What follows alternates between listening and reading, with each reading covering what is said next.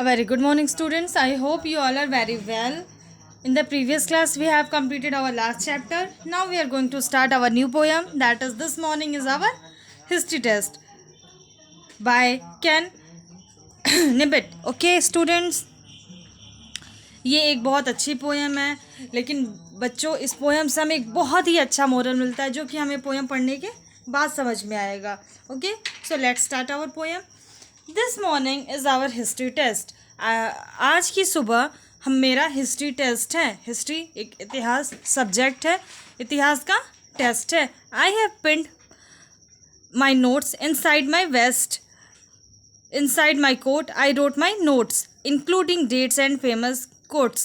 I have written more upon my hand that only I can understand, and in my socks and sleeves I stored my scribbled notes in secret coat. बच्चों बहुत ध्यान से समझिएगा.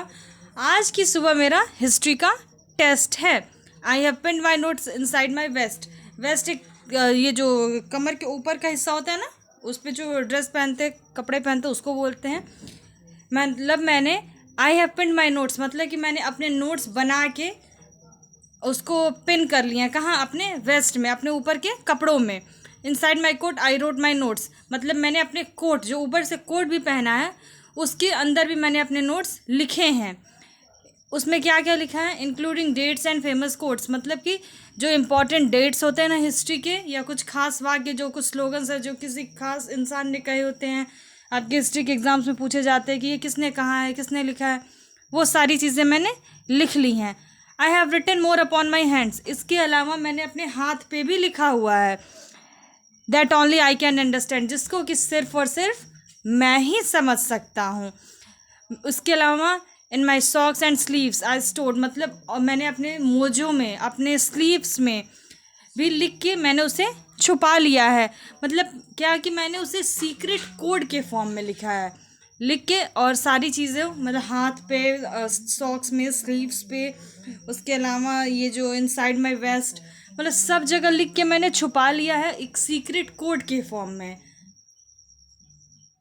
जिसको कि कोई और नहीं समझ सकता. बच्चों आपको ये समझ में आ रहा है कि ये क्या कहना चाह रहा है? ये जो बच्चा है ये पूरी की पूरी प्रिपरेशन किया है चीटिंग की. ओके, चीटिंग करने के लिए इसने ये सारी चीज़ें, ये सारी किया हुआ है, सारी चीज़ें बता रहा है. Now I have written down so many names of winner of Olympic games.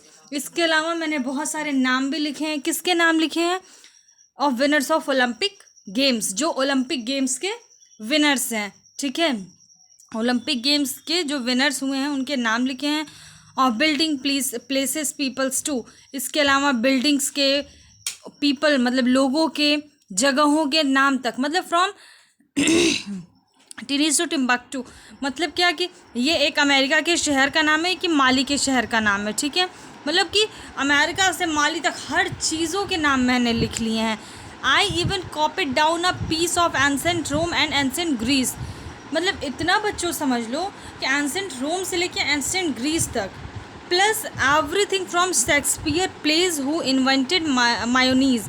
मतलब क्या कि शेक्सपियर के प्लेस भी, ड्रामे वगैरह जितने हुए हैं ना, उन सब के नोट्स मैंने बना के कहीं ना कहीं छुपा ले. इतना हो इन्वेंटेड मायोनीज़ मतलब कि उससे मायोनीज़ का भी इन्वेंशन किया जा सकता है. इतनी सारी चीज़ें मैंने छुपा ली है. मतलब कि एवरीथिंग, चीटिंग की पूरी तैयारी इस बच्चे ने कर ली है. I came to school so well prepared. मैं स्कूल आया बहुत अच्छे से तैयार होके. अब किस तैयारी की बात कर रहे हैं आप सब समझ रहे होगे. आई वॉजंट नर्वस, वॉजंट स्केयर्ड.